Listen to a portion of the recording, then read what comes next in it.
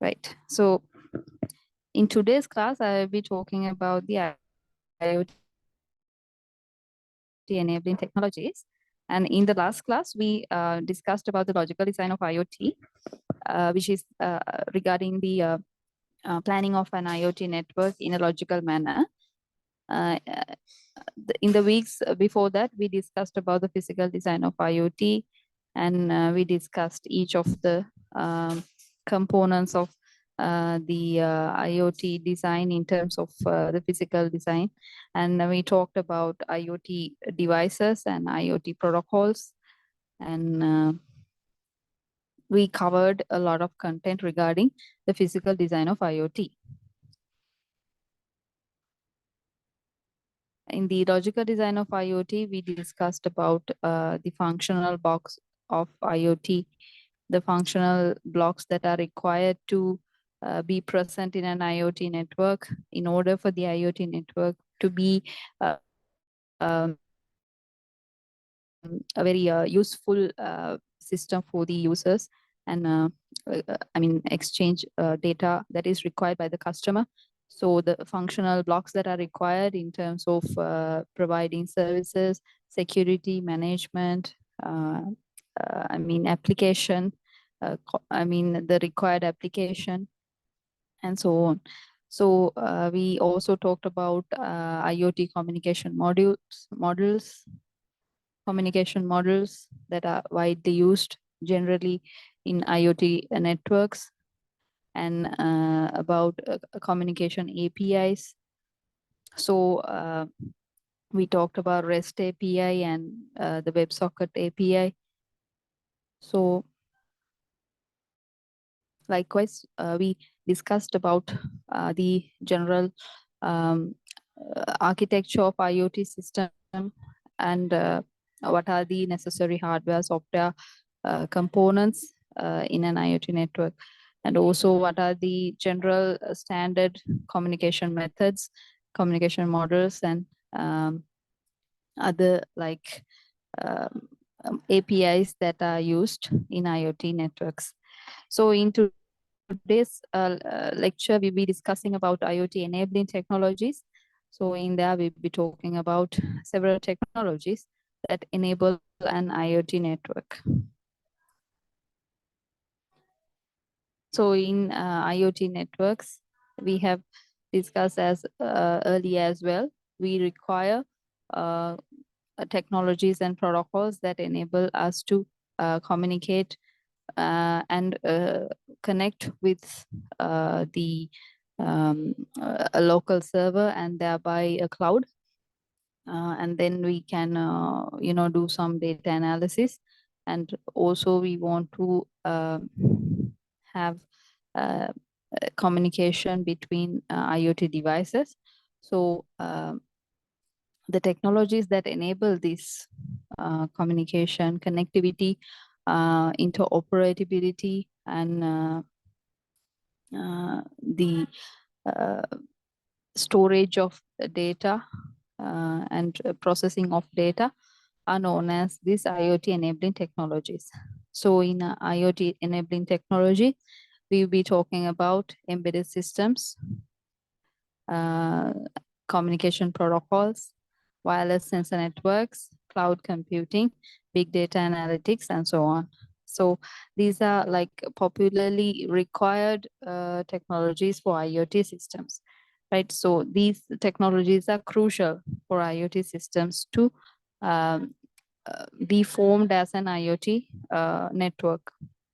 So in IoT networks, we require sensing at the sensor nodes, and then we require communication of the data that is sensed, and then we need the data to be reached at the internet, and then we require data to be analyzed, and then we require the data to be sent to the end device.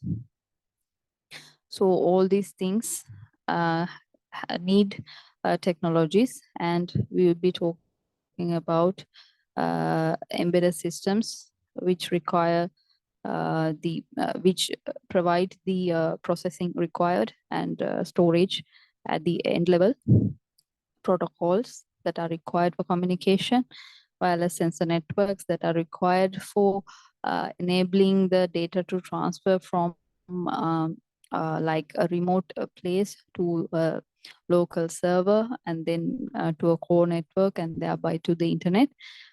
And then we require cloud computing, right? In cases where we need to store the information in a large scale, we require cloud storages, and we need cloud computing to do computations on the data collected and make decisions based on that. And then we require big data analytics in cases where we collect big, large scale data in our system. So we talk about each of these technologies one by one. So when we talk about the embedded systems are everywhere now. So we can see embedded systems in our watches, smart watches, and our homes. Once we use some kind of appliance, most of them have smart options, and we have smart TVs. We have smart lighting systems, right? We can control the lighting system in our houses. So these kind of systems that are embedded with processors and microcontrollers, input-output interfaces, memory, are known as these embedded systems, right? So inside the, for example, in light switches, we can install a circuit, right? Inside the light switch, we can install a circuit that has the microcontroller inside in the PCB, and which also has separate components for the memory, and also pins for taking inputs and outputs, and also has the ability to process the data and make some computations, and also store the output in the available storage. And then once we have a light switch, for example, if we embed inside that light switch and PCB based, microcontroller and memory and processors and input-output interfaces, we can create an embedded system. And using that embedded system, we can control the light switch from another place. So apart from that, apart from the memory and processors, we also require some kind of a communication medium in order for us to control this light switch. So sometimes we can use communication module to communicate with the access point wirelessly, or else we can also connect this this PCB circuit to in a wired manner to the central computer, right?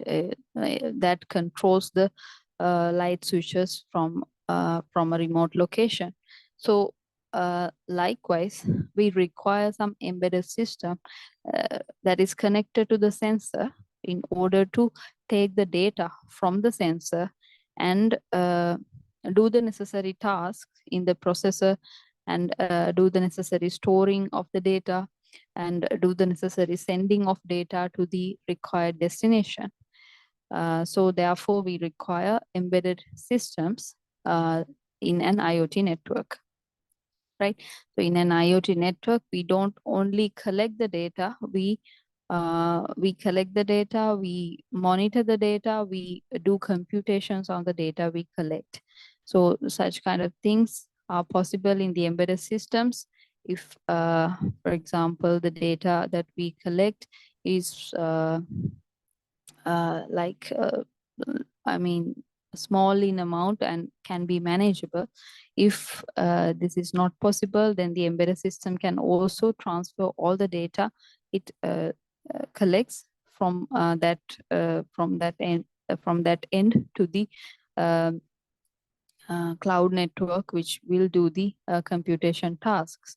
So anyway, the sensor itself, a standalone sensor without no connection to the embedded system, cannot uh, do the collection of data and cannot send the data to the necessary destination. So we require the help of the embedded system to collect the data and send it to the necessary location, right? The embedded system not only can be used to collect the data, it can also monitor the data. That means it can make decisions based on the data collected and maybe only send the data that is required by the end destination, right? Rather than sending all the data it collects, the embedded system can send only the data that is useful to the end destination, right? So if there's a node here, we can send to our end destination only the useful data. So likewise, we require an embedded system which is connected to the sensors to do the necessary tasks like collecting data, monitoring data, and transporting or communicating the data to the nearby nodes in order for the IoT systems to function. Next, we have the communication protocols. So I think we talked a lot about communication protocols, and we have discussed, many protocols under different layers. So these protocols under physical layer, uh, link layer, data link layer, and network layer, transport layer, and the application layer are required and are helpful for us to enable our communication from our end devices to the destination device. So, so these protocols have to be followed in order for us to um, uh, enable a reliable communication between the devices and enable like multiple devices to connect to the network and send their data reliably to the end destination. So without following these protocols, we cannot really reliably send our data. We might be able to send some data, but they might get lost because there are other users who are using the same system, and therefore if we don't follow a certain protocol, there could be packet losses in between, and therefore the data that we send might not get sent correctly to the destination. So if all the devices send at the same time, or if all the devices use the same frequency, and if all the data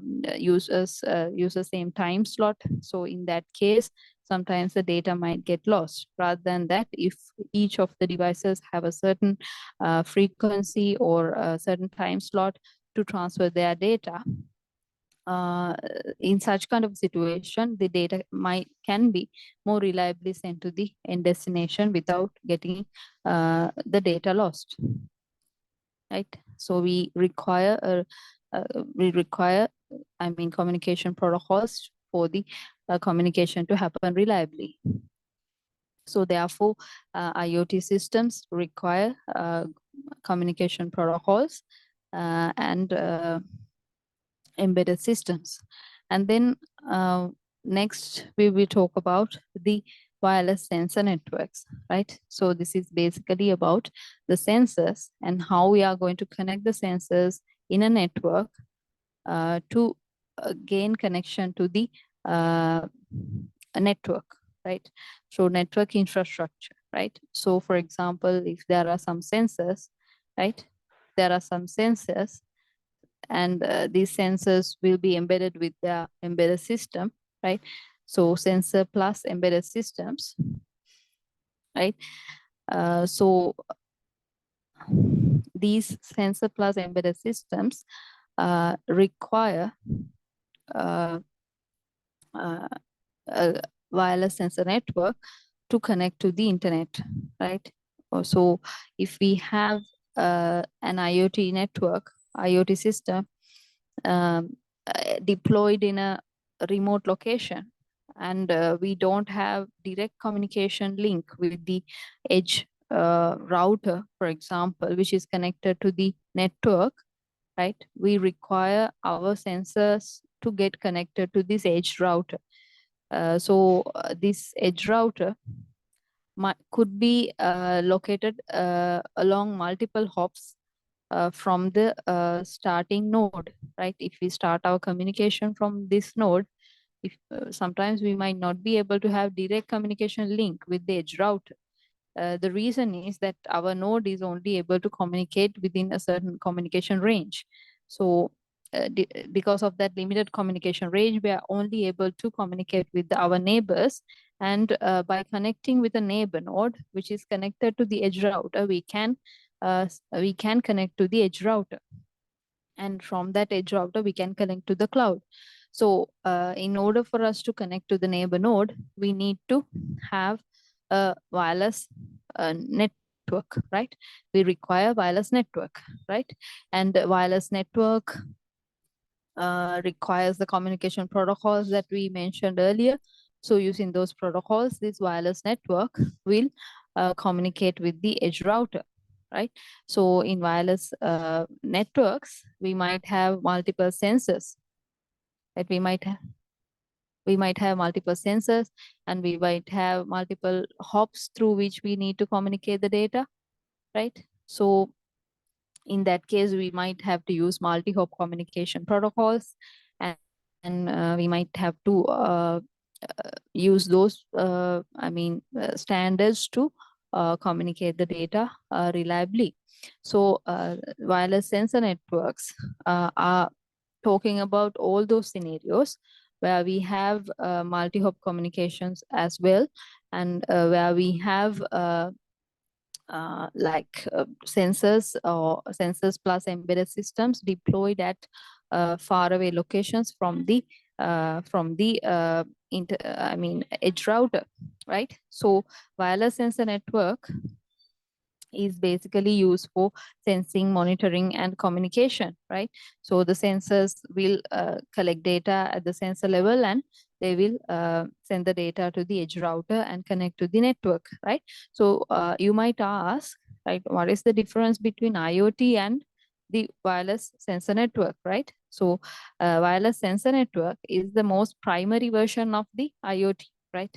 So actually, IoT is a more kind of advanced level of WSN, wireless sensor networks, right? IoT is more advanced than wireless sensor networks, right? So wireless sensor networks are basically used for collecting data, monitoring data, making some decisions at the sensor level, but it is only, concerned with sending data over a local region, right? But the IoT systems will concern about sending the data from the internet over a global region, right?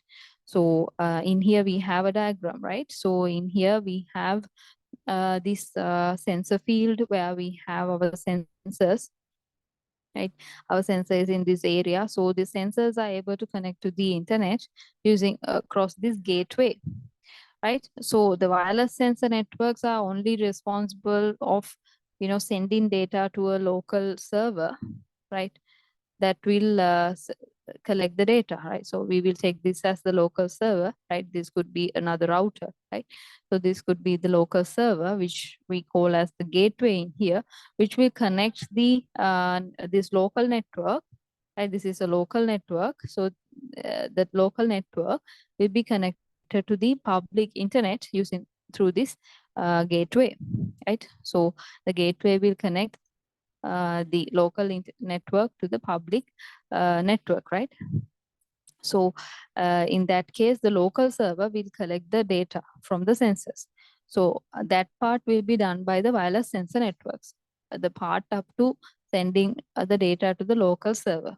However, IoT means uh, I mean, collection of data plus sending the data over the internet to the user, right? The total process is known as IoT, and it includes sending the data over large distances over to the user.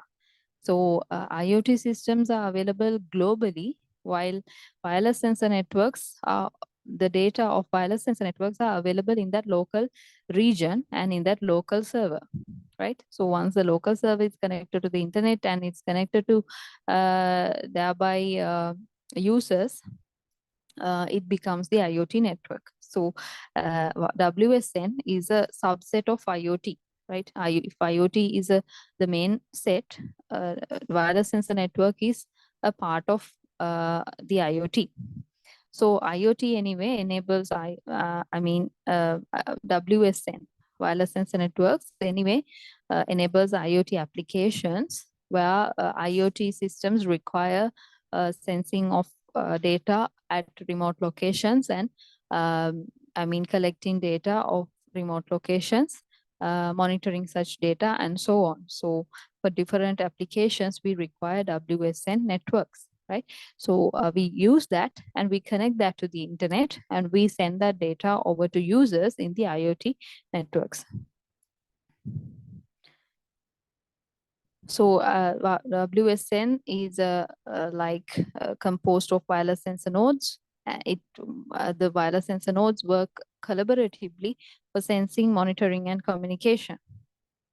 And it can cover large geographical areas or specific regions of interest, right? It can cover large geographical areas as well. And it can, or else it can cover specific regions of interest as well. So depending on the region where we spread our sensors, the region will differ. And then these wireless sensor networks can adapt to the changes in the environment and the network conditions, right? So if it can sense some, changes in the environment or changes in the network quality, network connection problems, then it will adapt itself and adapt its communication such that it achieves its goal. So it is a self-organizing network. Furthermore, it is also cost-effective, scalable, and it is able to collect data. So we can add more sensors to the network if we want. So therefore, it is known as a scalable solution.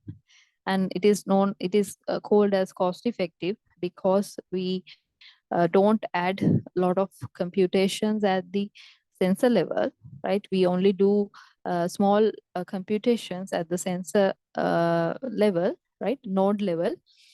So therefore, it is considered cost-effective system, right? So since we don't connect, wireless sensor networks in it with on itself does not connect with the internet and send the data to multiple users over far distances.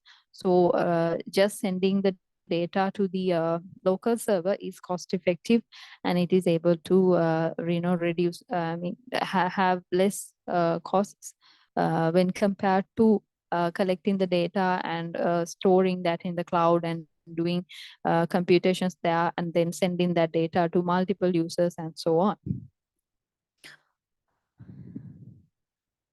Then we can also define what a sensor node is in wireless sensor networks, right? I think we mostly use the word node in wireless sensor networks, and in other like communication networks, we call the devices sometimes nodes. So the devices that comprise of sensors, processors, communication modules, we call as nodes. And these nodes most of the time, actually, if they are used for remote sensing, they are actually small and they are autonomous. So that means they have embedded systems installed in them, and therefore once they collect the data that is required, they send that data autonomously to the local server. So therefore the action in the sensor nodes is autonomous. And then we have resource constraint sensor nodes. That means that sensor nodes are actually not having large amounts of energy because they don't have power supply, continuous power supply at their location. So therefore they are having less energy, less sometimes processing ability, less storage ability, less communication range. However, they are built such that they are built to be energy efficient and built to save energy and save resources as much as possible. So they are designed to be like less energy consuming, and they are actually built to drain less energy, and some sensors are built to harvest energy from the environment. So a lot of researchers are working on harvesting energy at the sensor level. Next, we require cloud computing in order for IoT systems to work. So IoT systems, as I said before, is an advanced version of wireless sensor networks. So we don't only collect data at the local server, we send that data to multiple users. We compute different outputs from that data that we collect. Right. So in order for us to do that, we require some cloud computing abilities or cloud computing resources, right? So the IoT data we collect can be uploaded into the cloud to be stored, analyzed, and accessed by remote users, right? So our cloud computing actually means that we are actually doing some computing in some databases that are specifically reserved for the cloud applications, right? So there are servers that are reserved for storing the data that is coming from certain client devices, and such data are stored and may be analyzed and monitored, or some computations are done there. So the reason for requiring this cloud computing is where we work with big amounts of data, right? We will get into that in the next slides. So we actually collect a lot of data from our IoT systems. So in order to compute or in order to do calculations on all that data, it is difficult for us to do that in our local servers, right? Once we collect, for example, data about the weather conditions about a certain region, right? We require to collect data frequently over a large duration, right? Only then we will be able to have or recognize a pattern appearing in the data. So in order for us to see the pattern of the data and analyze the data, we require large amounts of storage space and a large amount of computational ability. So the cloud is able to do storage and it is able to do computations, right? The high level of computations. So and efficient computations. So therefore, we are sending the data we collect from our devices or our sensors to the cloud through routers, and then we connect the routers to the internet, and by that our routers are connected to the internet, and by that we can connect from the internet, we can connect to the databases or servers which are allocated for cloud computing, and then we can do our computations there. So the cloud computing is used to manage massive amounts of data that is coming from our IoT devices, and they offer scalability, reliability, and computational ability for IoT processes, right? So we can scalability means we can add more and more devices, but we can actually deal with those kind of massive amounts of devices with this cloud computing technology and resource. Then we can also do reliable computations because we are actually using very fast supercomputers and very processing the computers with high processing ability to do our computations, so we can rely on the computations that is done on the data. And then we also have the computation ability at the cloud centers, right? And then we have like different services that are provided by cloud computing, right? So the cloud computing can be can provide services under three models, right? So generally it can provide service in under three methods. For example, so it can either provide softwares, right? So the cloud computing cloud services can provide services in terms of software. That means that it can provide us softwares and we can use those softwares in the cloud. So we run these applications in the cloud.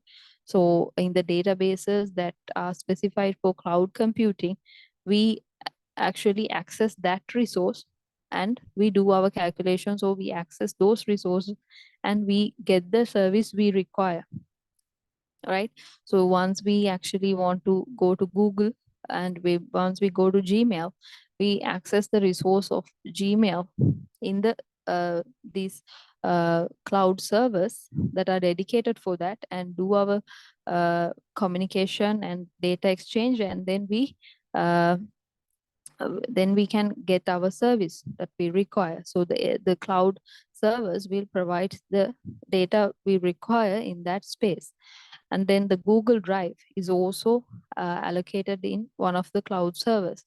So once we store some data, this data will be stored in the data servers that are specified for cloud computing. So the data will be staying there. And the games, once we are playing games, we don't have to play the games in our local servers. We can do the computing in that cloud servers. You can use the resources there. And once we use the platform as a service, we can actually also use the cloud computing to access platforms that provide us the ability to build websites, web applications, and do other development of maybe softwares or any other, like platform based development. And then we can also create our databases, we can store our data and do our work with databases in this platform, right? So different tools, right, are provided to us. We can access those things in the cloud. So these applications are provided to us in the cloud servers, and we can access those servers and access the resource. And then we can do our computations there, and the data that we actually enter to our cloud servers will remain there.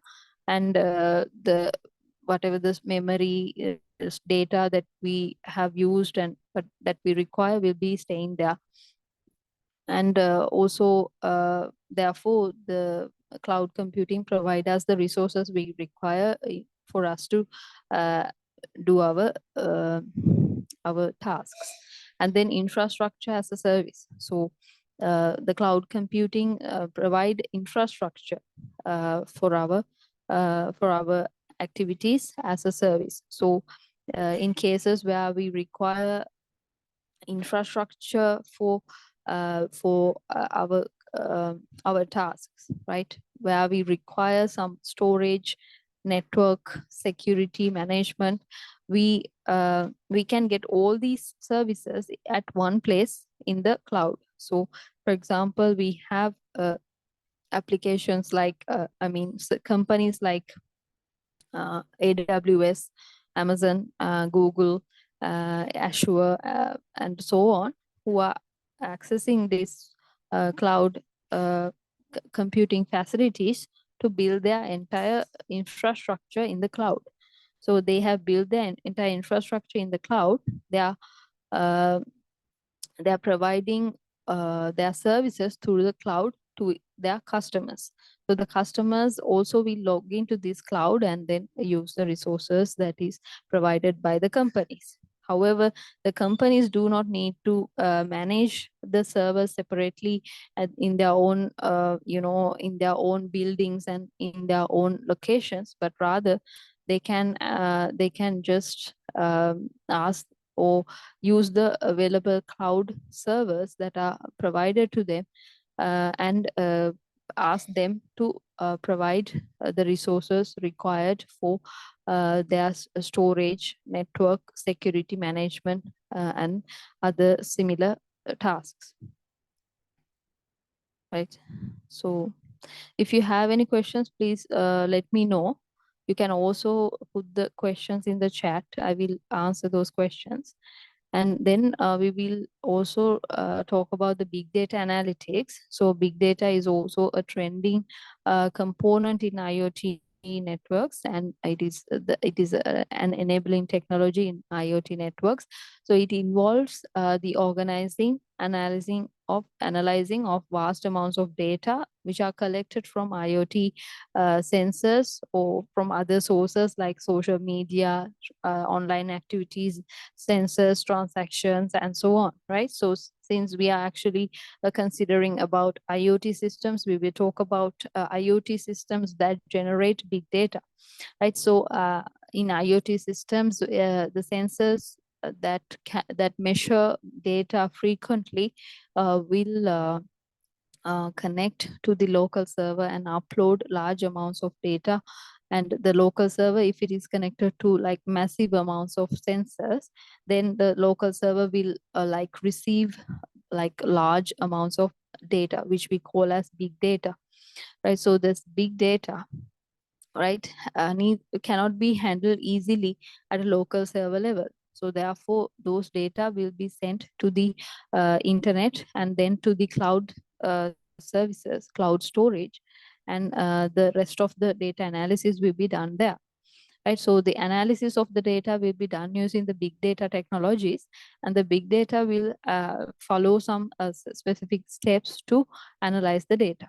So first, the data will be collected, and then the data will be cleaned. So what do you mean by cleaning, right? So the data that was collected here could have some duplicates, right? So the duplicate data, errorful data, right? There could be some data which were received with errors, right? So for example, in communication, we say that if a packet contains a lot of errors, we actually remove that data or data packet, right? So in that case, actually, we have some methods to check our accuracy of the data and to see whether like some component of the data has been lost, and then what to do next. If we identify some errors in the data packets and so on, right? So apart from that, the data that we receive could be missing. Some of the data that we collect could be missing because in some durations the sensor may not have worked, and then some data could be missing, right? So in that case, like we can actually observe such problems during the data cleaning process, right? So we will remove duplicates of data, we will remove errorful data, we will observe missing data. Also, we will only collect whatever or consider whatever the quality data, right? I mean, we will consider the quality of data as well. So if we have collected data from sensors which have like higher errors of measurement, then our quality of data will be uh, less, right? Higher error in measurement, then the quality of the data will be low. So in that case, we might need to consider whether we are taking this data or not, right? So we might have to select the data with higher quality for our calculations. And then once we have done the data cleaning and we have selected the proper like data that is required for our process or our task, we can use that data and we can visualize the data, right? We can use different tools to visualize our data. We have a graph like building tools, and then we can also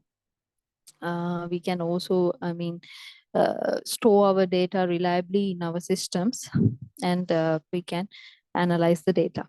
And then, so lastly, we can analyze the data. We can observe some patterns in the data, right? And then we can predict what's going to happen in the future, right? So we can use techniques such as machine learning in order to predict the future outcomes. So likewise, we can use big data analytics for our IoT system. And then we have like after big data, I think our technologies, we have talked about IoT enabling technologies. So basically, we talked about embedded systems, communication protocols, wireless sensor networks, cloud computing, big data, and so on. So next, we will be talking about how we can deploy IoT systems, right? So based on our requirement, we can deploy our IoT system under different levels. So there are different levels that are, that are defined for an IoT network, right? We can deploy our IoT network under, I mean, we can actually categorize the IoT system that we design under one of these levels, right? So based on the complexity of the data, cost of the data, and the scale of the data that we, scale of the network that we design, we can actually categorize our IoT network under any of these levels, right? Level 1, level 2, level 3, level 4, or level 5, or level 6, right? So we'll be talking about 6 IoT levels, and we can see like to which level our IoT system belongs. So in the first level of IoT, we actually define IoT level 1 as the most simple version of the IoT systems. So in this case, we are collecting data from a single node, right? And then we don't collect big amounts of data. And then we also do very simple calculations. And then we actually have the system under very low cost, and we don't have to spend much money to deploy this IoT system. So in this case, our node will connect to the to our to the internet, right? Through the our node will collect some data, and it will be sent, the data will be sent to the internet, and the internet will be accessed using the REST or WebSocket services. And once the data is collected from the internet, the app that will show the data will enable the user to view the data about the collected data, right? So the person who's using the app will be able to access the data collected by the node, right? So we will see one example. So an example for this will be a smart automation, smart home automation, right? So in that case, like once we have different sensors that collect data regarding our environment, those sensors will send the data to a certain database, and that database will connect to the internet using the REST or WebSocket services, right?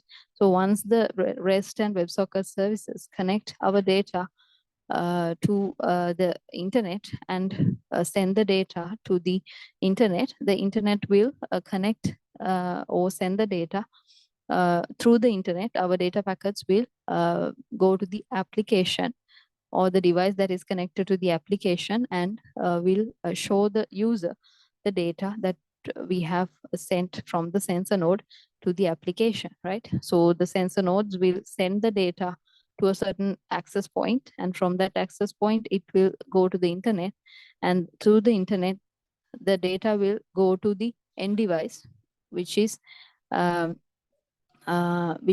mobile application, which is having a mobile application, and which will show the data using some user interface, right? So this is an application where we send the data from a sensor to the end device through the internet, right?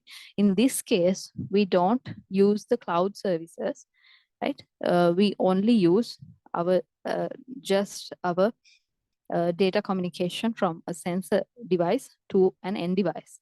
So we don't use a cloud service. We send our data through the internet to the end device. In the second level of IoT, we have cloud computation also involved, where we access the cloud services and we use the cloud services to send our or store our data in the cloud, and also send the data to the application which is connected to the end destination, right? So the user, the sensor node will send the data to the across the internet to the cloud database, and the data will be sent to the necessary application, and the application will be accessed by the user, right? So the application and the database will be in the cloud. So application and the database will be hosted in the cloud, right? And in this case also we are having one single end node, right? We have only one node which is collecting one type of data, and we are having data storage at the cloud, and we have big data collected from the sensors. So we, in this case, we have sensor node collecting data in high frequency, and therefore big data is collected. And then we however, we do simple calculations in this stage. And then we have in the next deployment level, we have an example of the IoT level 2 will be smart irrigation system, where we collect data regarding the environment in frequent time intervals, and we collect a lot of data from our sensors, right? So the same type of sensor is used in this system, right? So in here, actually, the monitoring node is a one type of sensor, and then a sensor and embedded system, right? So this system, the same system is used all over the environment that we consider, and that will send data regularly, frequently to the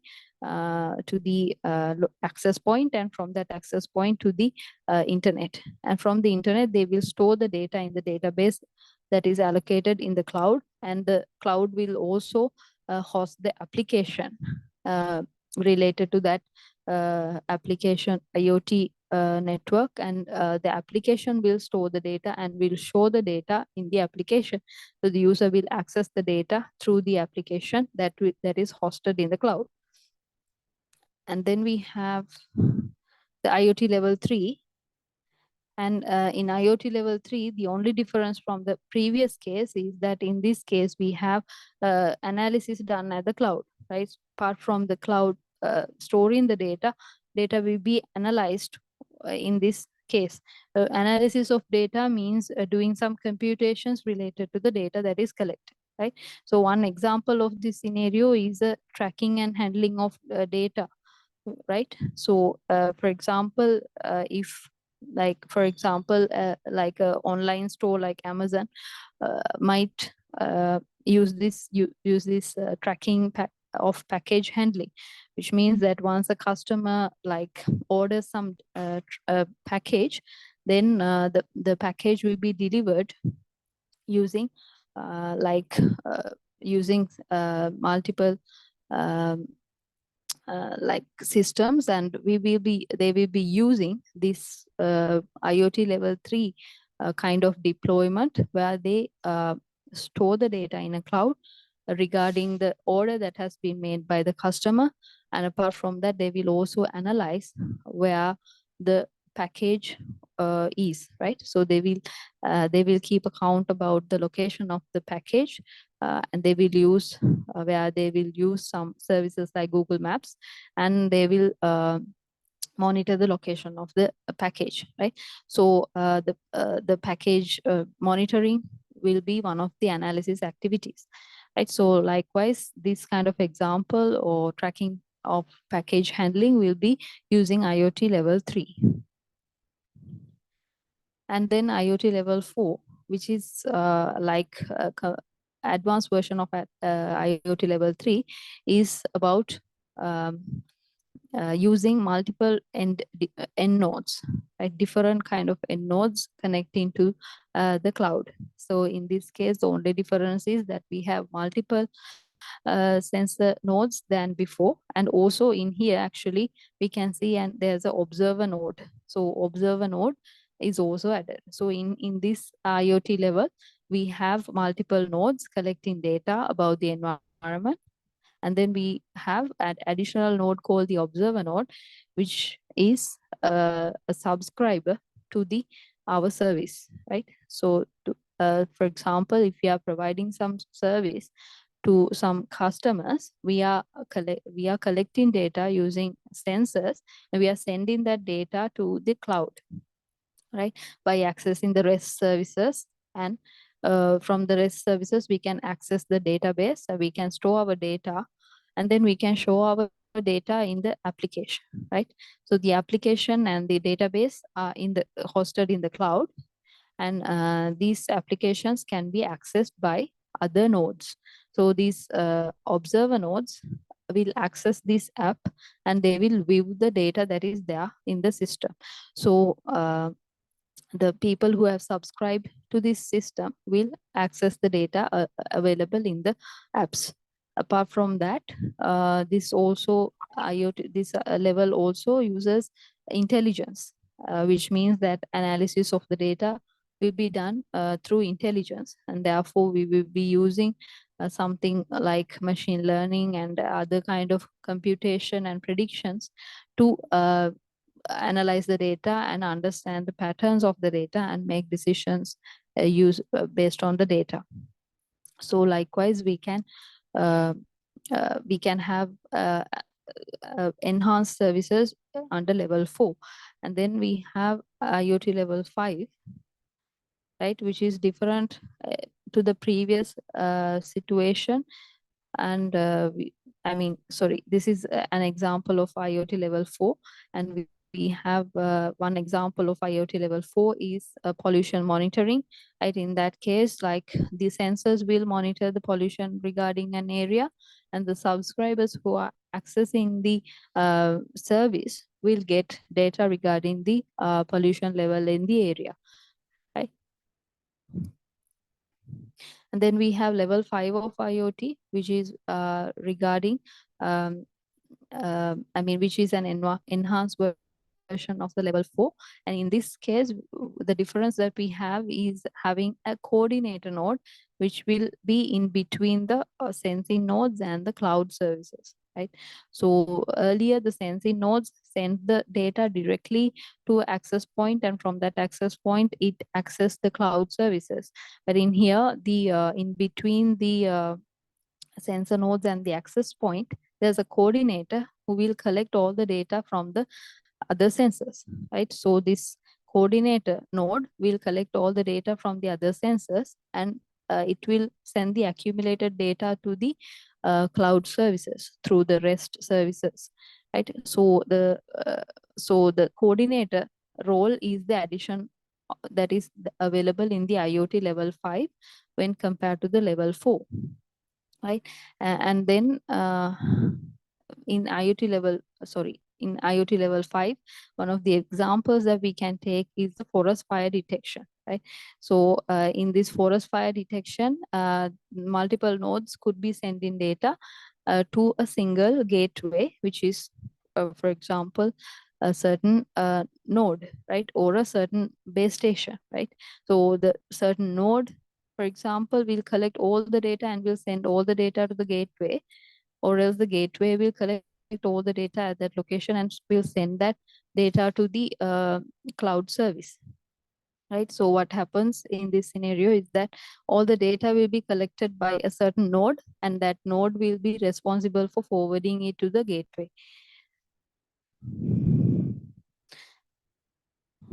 Then we have the IoT level 6, which is having the only difference of having the centralized controller component instead of having a coordinator node uh, as in the previous scenario. So in here we have something called the centralized controller. So the centralized controller will be responsible for sending all the control data to all the devices that are connected to the IoT network. So I mean the sensors, right? So the sensing nodes will be controlled by the centralized controller. That means the centralized controller will send the control commands to each of the sensing nodes. So the control messages will enable the sensing nodes to send the data reliably to the access point and then to the application and the database, right? So the control messages enable the communication to happen reliably and synchronously with the receiver, right? So the central messages will be taken will be controlled by the centralized controller component. So the data communication will be done by these devices separately, right? So data communication will be done directly by the sensors once they have set up the communication reliably using the control commands made by the centralized controller, right? So this kind of architecture is available in software defined networking as well. So we will discuss about that in the next class. So in this class, so we have talked about all these IoT levels, and we have under level 6 we have the example of uh, weather monitoring system. So we have multiple types of sensing nodes in this system, while also we have a centralized controller which will send control messages to all the sensing nodes and allow the sensing nodes to communicate the data very quickly and efficiently to the access point. So that is all about the IoT levels of deployment. And so we have covered that section. And next we will discuss about the IoT domain specific applications, right? So basically these are things that you already know. So basically IoT can be used for different applications such as smart cities, smart home, self-driving cars, smart farming, fitness, industrial IoT, hospitals, retail IoT, smart grids, health monitoring, and so on. So different applications are there, and we can use IoT in such kind of domains. And then also, I mean, once we are actually IoT, once we are allowing multiple devices to connect to our IoT system, a lot of problems arise. So one of the common problems that are available in IoT networks is security of the data, right? Our data could be erased, modified, and deleted by intermediate people. So cyber attacks could happen, and people can steal our data. So data theft can happen. Apart from that, privacy of our data could be challenged. So in that case, we need to control the access and authentication of the data before sending the data. So interoperability of the data, that means like integration of different devices could be difficult, right? So in that case we might need to find like common standards to connect different devices together and connect our devices properly to the IoT network. And then we also need to consider about the protection of our data, the policies of our data, and the laws that need to be followed in sending data from one device to another. And also we need to focus on about the investment that we can make on an IoT system, right? So, and also about the technical skills that are required for IoT system deployment, right? So if the cost is too high, we might not be able to deploy that IoT scenario. And if we don't have technical skills, people with technical skills, we might not be able to enable our IoT system. So these are the challenges that are there mostly in current IoT systems, right? So basically those are the things that I wanted to discuss in this lecture. So thank you for attending. I will also upload this video in the LMS. So I hope you will be able to access it and view it. So this is a video regarding IoT security and the current challenges that are available under IoT security. So thank you so much for attending today's class. I will end today's lecture. Thank you.